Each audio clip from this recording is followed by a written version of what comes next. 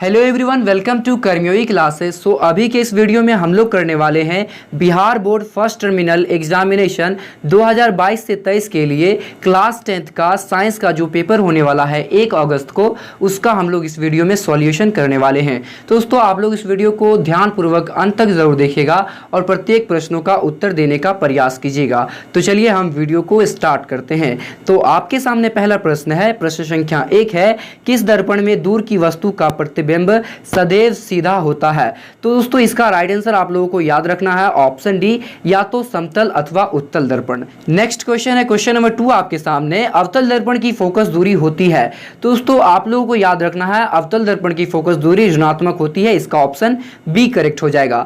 Next question है, question number 3 कह रहा है कि किस दर्पण से हमेशा वस्तु से छोटा प्रतिबिंब बनता है? तो दोस्तों इसका राइट आंसर आप लोगों को याद रखना है उत्तल दर्पण से वस्तु का प्रतिबिंब छोटा बनता है। नेक्स्ट क्वेश्चन है, क्वेश्चन नंबर 4 कह रहा है कि दाढ़ी बनाने के लिए किस दर्पण का उपयोग होता है? तो दोस्तों इसका राइट आंसर आपको याद रखना है ऑप्शन बी, अवतल दर्पण का उपयोग दाढ़ी बनाने के लिए किया जाता है। अगला प्रश्न है, क्वेश्चन नंबर 5 कह रहा है कि समतल दर्पण द्वारा बना प्रतिबिंब होता है। तो दोस्तों इसका राइट आंसर आपको याद रखना है ऑप्शन बी, काल्पनिक प्रतिबिंब बनता है समतल दर्पण के द्वारा। अगला प्रश्न है, क्वेश्चन नंबर 6 कह रहा है कि प्रकाश के परावर्तन के कितने नियम है? तो दोस्तों इसका राइट आंसर आपको याद रखना है ऑप्शन बी, 2 नियम है। नेक्स्ट क्वेश्चन है, क्वेश्चन नंबर 7 आपके सामने कह रहा है कि कहां पर स्थित होने से वस्तु का प्रतिबिंब अवतल दर्पण के फोकस पर बनता है? तो इसका राइट आंसर आप लोगों को याद रखना है ऑप्शन डी, अनंत पर होने से। नेक्स्ट क्वेश्चन है, क्वेश्चन नंबर 8 कह रहा है कि निम्नलिखित में किस दर्पण द्वारा किसी वस्तु का वास्तविक प्रतिबिंब मिल सकता है? तो दोस्तों इसका राइट आंसर आप लोगों को याद रखना है ऑप्शन बी, अवतल दर्पण द्वारा वस्तु का जो है वास्तविक प्रतिबिंब मिल सकता है। अगला प्रश्न है, क्वेश्चन नंबर 9 कह रहा है कि अवतल दर्पण की फोकस दूरी उसकी वक्रता त्रिज्या की डैश होती है? तो दोस्तों इसका राइट आंसर आपको याद रखना है ऑप्शन बी, आधी होती है।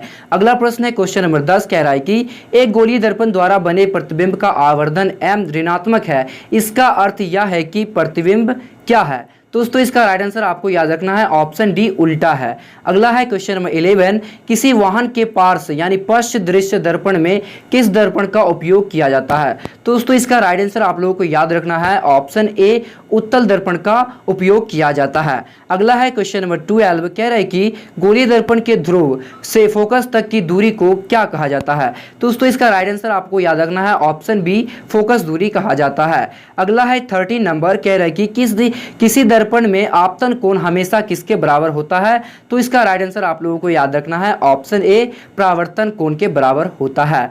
अगला है 14 नंबर कह रहा है कि 32 सेंटीमीटर वक्रता त्रिज्या वाले उत्तल दर्पण की फोकस दूरी कितनी होगी? तो इसका राइट आंसर ऑप्शन बी आप लोगों को याद रखना है 16 सेंटीमीटर। नेक्स्ट है 15 नंबर, ऐसा पदार्थ जिनसे होकर आपतित प्रकाश का एक छोटा सा भाग ही पार कर पाता है कहा जाता है? तो दोस्तों वो पदार्थ कहलाता है पारभासी, यानी इसका ऑप्शन ए आप लोगों को याद रखना है। अगला क्वेश्चन की ओर बढ़ते हैं, क्वेश्चन नंबर 16 है आपके सामने, कह रहा है कि गोलीय दर्पण की सभी दूरियां दर्पण के किस स्थान से मापी जाती है? तो इसका राइट आंसर आप लोगों को याद रखना है ऑप्शन बी, दर्पण के ध्रुव से। नेक्स्ट है 17 नंबर कह रहा है कि एक गोलीय दर्पण की फोकस दूरी 12.5 सेंटीमीटर है, तो इसकी वक्रता त्रिज्या क्या होगी? तो इसका राइट आंसर आप लोगों को याद रखना है ऑप्शन सी, 25 सेंटीमीटर होगा। अगला है 18 नंबर कि अभिक्रिया ZnO यानी zinc oxide plus copper oxide जब मिलकर Zn प्लस CO2 बनाता है, तो इसमें आपको बताना है कि कौन अपचयित हो रहा है? तो इसका राइट आंसर आपको याद रखना है दोस्तों, जिंक जो है वो अपचयित हो रहा है। अगला प्रश्न है, क्वेश्चन नंबर 19 है, कह रहा है कि शरीर में भोजन का पचना किस प्रकार की अभिक्रिया है? तो दोस्तों इसका राइट आंसर आप लोगों को याद रखना है ऑप्शन बी, ऑक्सीकरण अभिक्रिया है। अगला है 20 नंबर, समीकरण 2Cu plus O2 gives 2CuO किस प्रकार की अभिक्रिया है? तो दोस्तों इसका राइट आंसर आप लोगों को याद रखना है ऑप्शन बी, ऑक्सीकरण अभिक्रिया है। अगला है क्वेश्चन नंबर 21 कह रहा है कि निम्नलिखित में कौन ऑक्सीकारक है? तो दोस्तों इसका राइट आंसर आपको याद रखना है ऑप्शन डी, O2 यानी ऑक्सीजन आपका दोस्तों ऑक्सीकारक है। अगला प्रश्न है दोस्तों क्वेश्चन नंबर 22 कह रहा है कि कैल्शियम कार्बोनेट को गर्म करने पर कैल्शियम ऑक्साइड एवं कार्बन डाइऑक्साइड बनता है, या किस प्रकार की रासायनिक अभिक्रिया है?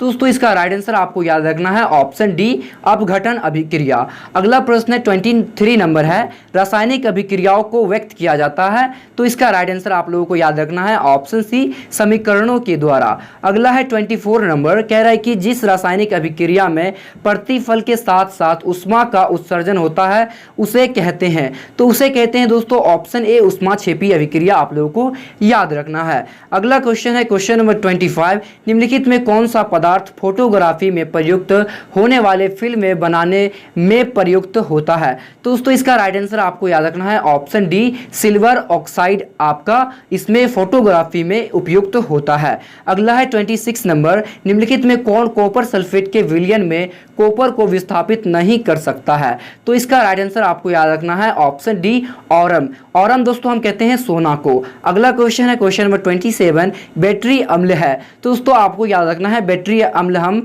सांद्र H2SO4 को कहते हैं। इसका ऑप्शन ए करेक्ट हो जाएगा। अगला क्वेश्चन है क्वेश्चन नंबर 28, इमली में कौन सा अम्ल होता है? तो दोस्तों इमली में आपको याद रखना है टार्ट्रिक अम्ल होता है। इसका ऑप्शन बी बिल्कुल सही होगा। अगला क्वेश्चन है क्वेश्चन नंबर 29 है, कह रहा है कि निम्नलिखित में कौन एक अम्ल है? तो दोस्तों इसका राइट आंसर होगा ऑप्शन डी, HNO3 एक अम्ल है। अगला क्वेश्चन है क्वेश्चन नंबर 30, कह रहा है कि जल में घुलनशील भस्म क्या कहलाते हैं? तो दोस्तों इसका राइट आंसर होगा ऑप्शन बी, क्षार कहलाते हैं। अगला है 31 नंबर, कह रहा है कि निम्नलिखित में किसकी प्रकृति अम्लीय होती है? तो दोस्तों इसका राइट आंसर आपको याद रखना है ऑप्शन डी, लाइम जूस का जो प्रकृति होता है अम्लीय होता है।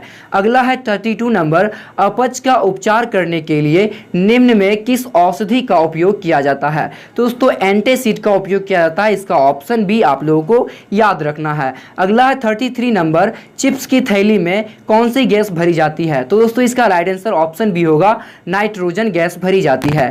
अगला प्रश्न है 34 नंबर, अम्ल नीले लिटमस पत्र को किस रंग में बदल देता है? तो इसका राइट आंसर ऑप्शन ए होगा, लाल रंग में बदल देता है। अगला क्वेश्चन है 35 नंबर, कह रहा है कि ट्रेकिया किस जीव का श्वसन अंग है? तो दोस्तों इसका राइट आंसर आपको याद रखना है कॉकरोच का ट्रेकिया जो है वो श्वसन अंग है। अगला क्वेश्चन है 36 नंबर, कह रहा है कि मानव हृदय में कितने कोष्ठक होते हैं? तो इसका राइट आंसर आपको सी याद करना है, 4 कोष्ठक होते हैं। अगला क्वेश्चन है 37 नंबर, पौधों के उत्सर्जी पदार्थ निम्नांकित में कौन है? तो इसका राइट आंसर होगा ऑप्शन डी, इनमें से सभी, यानी रेजिन, गोंद और टेनिन आपका जो है पदार्थ उत्सर्जी पदार्थ है पौधों का। अगला क्वेश्चन है 38 नंबर, प्रकाश संश्लेषण प्रक्रिया होता है? तो दोस्तों प्रकाश संश्लेषण की प्रक्रिया सदैव आपका दिन में ही हो सकता है। अगला क्वेश्चन है 39 नंबर, गार्ड कोशिका की कौन सी भित्ति मोटी होती है? तो दोस्तों गार्ड कोशिका की भीतरी भित्ति जो है वो आपका मोटी होता है। इसका ऑप्शन ए आप लोगों को याद रखना है। अगला क्वेश्चन है 40 नंबर, कह रहा है कि भोजन का पूर्ण पाचन निम्नांकित में कहाँ होता है? तो दोस्तों भोजन का पूर्ण पाचन जो है आपका छोटी आंत में होता है। इसका ऑप्शन ए आप लोगों को याद रखना है। अगला क्वेश्चन है 41 नंबर, सजीव में पाए जाने वाले प्रक्रम है? तो दोस्तों ये सभी आपके सजीव में पाए जाने वाले प्रक्रम है। इसका ऑप्शन डी इसका राइट होगा। अगला है 42 नंबर, क्लोरोफिल वर्णक का रंग होता है? तो दोस्तों क्लोरोफिल वर्णक का रंग हरा होता है। इसका राइट आंसर ऑप्शन सी आप लोगों को याद करना है। अगला है 43 नंबर, कह रहा है कि आहार नाल का सबसे लंबा भाग है? तो दोस्तों आहार नाल का सबसे लंबा भाग होता है छोटी आंत। इसका ऑप्शन बी आप लोगों को याद करना है। अगला है 44 नंबर क्वेश्चन, परमाणु कुंचक गति पाई जाती है? तो दोस्तों परमाणु कुंचक गति पाई जाती है आपका छोटी आंत में। इसका राइट आंसर ऑप्शन सी आप लोगों को याद करना है। अगला क्वेश्चन है 45 नंबर, पित्त रस कहां से स्रावित होता है? तो इसका राइट आंसर होगा दोस्तों ऑप्शन बी, अग्नाशय से दोस्तों पित्त रस स्रावित होता है। अगला क्वेश्चन है 46 नंबर, मनुष्य में वृक्क एक तंत्र भाग है जो संबंधित है? तो ये संबंधित है दोस्तों उत्सर्जन से। इसका ऑप्शन सी आप लोगों को याद रखना है। अगला क्वेश्चन है 47 नंबर, वायुमंडल में CO2 यानी कार्बन डाइऑक्साइड कितना प्रतिशत है? तो दोस्तों वायुमंडल में कार्बन डाइऑक्साइड 0.03% उपस्थित है। इसका ऑप्शन भी आप लोगों को याद रखना है। अगला क्वेश्चन है 48 नंबर, कह रहा है कि वृक्क की संरचनात्मक एवं क्रियात्मक इकाई क्या है। दोस्तों इसका राइट आंसर होगा ऑप्शन बी, नेफ्रॉन। दोस्तों कैसा लगा ये वीडियो आप लोग कमेंट करके जरूर बताइएगा और इस वीडियो को अपने दोस्तों में ज़्यादा से ज़्यादा शेयर कीजिएगा। तो मिलते हैं किसी नेक्स्ट वीडियो में, तब तक के लिए धन्यवाद।